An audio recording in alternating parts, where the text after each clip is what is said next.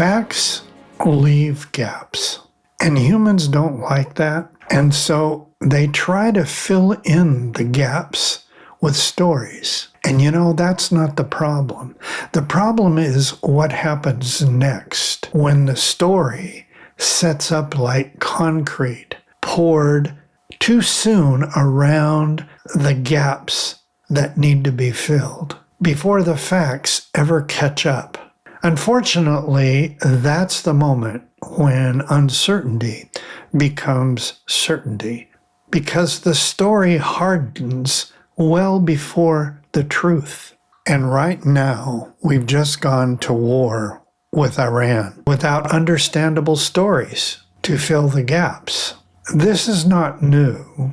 We've seen it before. History gives us signposts. They're clear and easy to read, and the words used are often the same. We're hearing the same phrases today. We know, we have intelligence, the threat is real, and we're running out of time. And the language used by the storytellers hardens and becomes more confident. The tone is often urgent, and doubt begins to sound irresponsible on the part of the audience. And once that happens, the decision is already made and set like concrete. And when I see these signs, I look to history for an echo of what we are hearing today. Welcome to episode 14 of Echoes of Deception. I'm Gary Watson, and let's begin. In 2003, the United States went to war with Iraq. The reasons were clear: weapons of mass destruction. There were chemical weapons, biological weapons, and nuclear ambitions. The story sounded definitive. It turned out it wasn't. And in this episode 14, it's about how a story becomes a fact and how uncertainty is built. Let's go back to 2002 and 2003. In the months before the Iraq War, the narrative formed very quickly. Officials described stockpiles, mobile biological weapons, aluminum tubes for the purification of uranium, satellite photos, intercepted communications, and the language grew sharper by some very credible officials. Not possibility, not suspicion, but certainty. The threat was framed not as something that might happen, but something that was already underway. The public heard fragments, classified intelligence translated into very simple, understandable conclusions: danger, urgency, imminence. The story became easy to understand and easy to believe because it fit the moment. America was still living in the shadow of 9/11. The fear wasn't abstract. It was recent. It was personal for so many people. And it was unfinished. The possibility that weapons of mass destruction might fall into dangerous hands felt like something that could not be risked. So here's the deal. The story didn't need to be perfect. It only needed to be plausible. But inside intelligence circles, the picture was less certain. Sources conflicted. Evidence was often incomplete, and some analysts began to question the conclusions. But uncertainty doesn't travel well. It's slow, complicated, and qualified. The public narratives move differently. You try to simplify the message, then compress it, and then remove any hesitation. It's almost surgical in the way it manifests. And once the narrative gains momentum, doubt begins to sound like weakness. You say to yourself, what if I'm wrong? What if we wait too long? What if the threat is real? And these questions don't slow the story, they accelerate it. Because fear prefers action. I'm going to say that again. Fear prefers action. The more uncertain the evidence, the more urgent the tone must be, and the more observable the action must become. After the story hardened in Iraq, the invasion began, and the troops moved quickly. Cities fell, the search began, and teams looked for the chemical weapons, the biological agents, the hidden facilities. And you know what? We all know they didn't find anything. Not one weapon of mass destruction.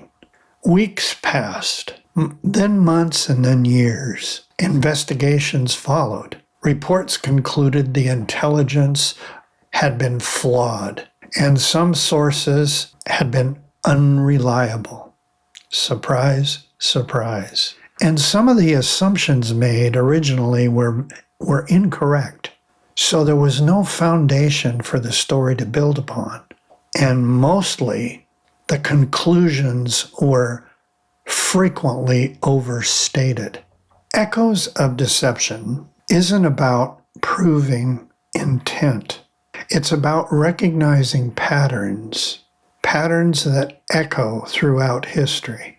A moment of fear, incomplete information, a narrative that simplifies, authority that reinforces that narrative, urgency that suppresses any doubt on the part of those receiving and listening to the story, and a certainty that emerges too early. And once that certainty arrives, the decision often follows immediately. So the danger is when the story becomes solid, like concrete, before the facts do. Because once that happens, events begin to shape the narrative instead of the evidence. And this danger is a pattern, and it's worth calling out clearly now, because it wasn't unique to 2003. It didn't originate in that year. As this series has clearly pointed it out, it started at least as early as 1487. And we know from the history of the archives and the archaeology that it started well before that. I want to close with something I find strange about the Iran story. Strange in a way that is very distinct from Iraq. In 2003, the Iraq story was wrong. That's clear. But it was a story, and it had structure, and it had evidence, and it had a man of genuine personal stature, and that spoke humbly and also in measured tones to the UN Security Council. So the story held long enough to move an entire nation to war, and that proved to be a terrible thing for sure. But at least it was a coherent thing. And what's happening now in Iran isn't following that pattern. It suffers from a lack of coherence around any single story. The two most cited reasons for our attack are a primary driver, which is to de-escalate their ability to enrich uranium as a nuclear weapons source, and the notion that and to ensure our safety demands that we take out all their infrastructure on the ground so that they can't launch these weapons of mass destruction. However, we're now way past the 6-week marker for the combined U.S. and Israeli operation that they call Epic Fury. And what's important to understand is the stories that were told by the administration keep changing, and the reason shifts, and the objective shifts, and the definition of success shifts, and the timelines are moving as we speak. But what doesn't shift here is certainty. We are in a major international conflict that has no clear ending in sight. Now, contrast that. Powell had a story, and it was the wrong story, but he believed it. And he told it with enough conviction that a nation followed. And he called it afterward the worst professional mistake of his life. But he carried the mistake with him and still does.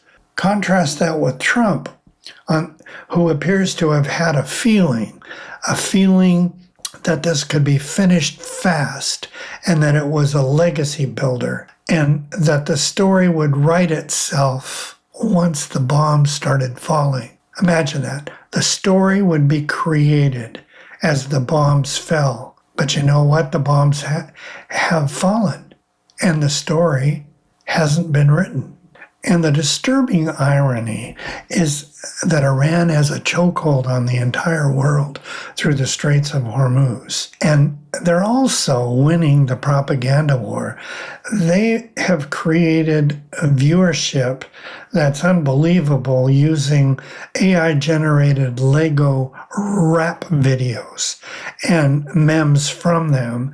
And they've gone through the entire world with more viewership than anything our administration has put out. And here is what really bothers me in the context of everything that's been central to this series, Echoes of Deception. From the beginning, from Kramer's printing press in 1487 until the present moment. The most dangerous thing is not the story being wrong, it's the story that is empty. A false story usually runs into the truth, whether it wants to or not. But an empty story just keeps moving, and it fills itself with whatever it needs to survive another news cycle, another press conference, or another week in time.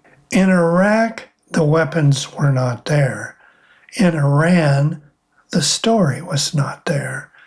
And for anyone watching this debacle unfold, absent a story, the lesson is really hard to absorb, and it's much more costly. In 2003, America went to war on a story the search teams fanned out across all of Iraq, 1,400 inspectors and analysts looking for what the story had promised. And they searched for 18 months, and they found nothing. The weapons were not there. The story had been there. Certain, urgent, and institutionally load-bearing. And then it wasn't. We are past the promised 6-week end date of the war in Iran. The story that launched Epic Fury is not holding its shape. There is no visible end.